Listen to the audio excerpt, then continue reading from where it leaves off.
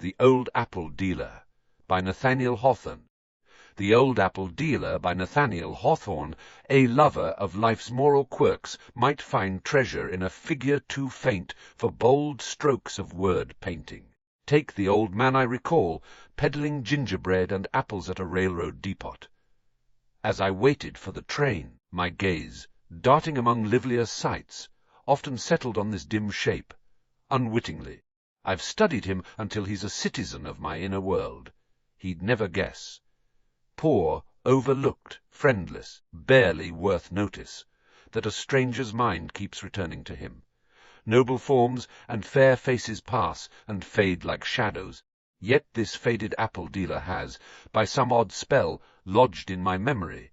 He's small, grey-haired, with a stubbly beard, always in a worn, snuff-coloured coat buttoned tight, half-hiding grey trousers, clean but threadbare. His thin, lined face, unremarkable even in age, seems frost-nipped. No summer sun or depot fire can this moral chill. He looks forever cold, with just enough warmth near his heart to cling to life. His air is patient, enduring, quiet, hopeless, shivering. Not desperate. A term too sharp, but simply empty of hope. His past likely holds no bright spots, so he takes poverty and discomfort as his natural lot, the essence of his existence. Time hasn't draped him in dignity, nothing venerable clings to him.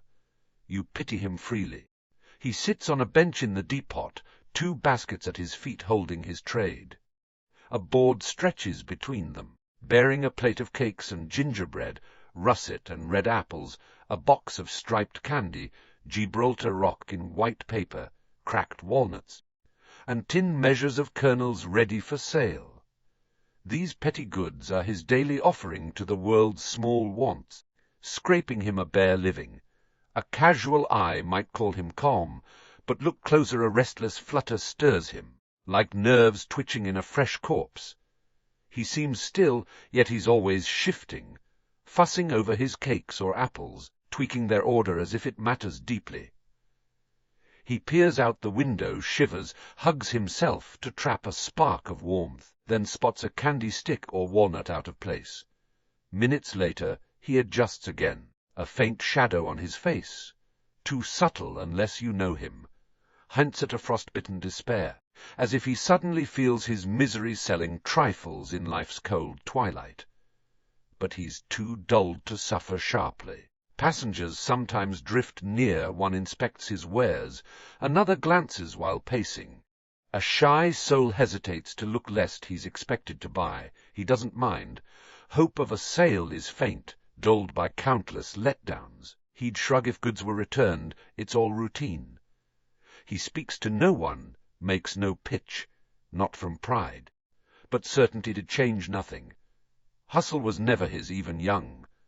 When a buyer comes, he meets them with patient eyes, ready to trade or droop again, shivering, folding his lean arms, enduring with a strength born of frozen calm. A schoolboy might rush up, drop coins, grab a cake, candy, walnuts, or an apple red as his cheeks. No haggling, price fixed by custom. He's not gruff, just lacks the cheer to chat. An old neighbor, prosperous, might nod about the weather, then haggle for an apple as charity. The dealer barely responds, shrinking back.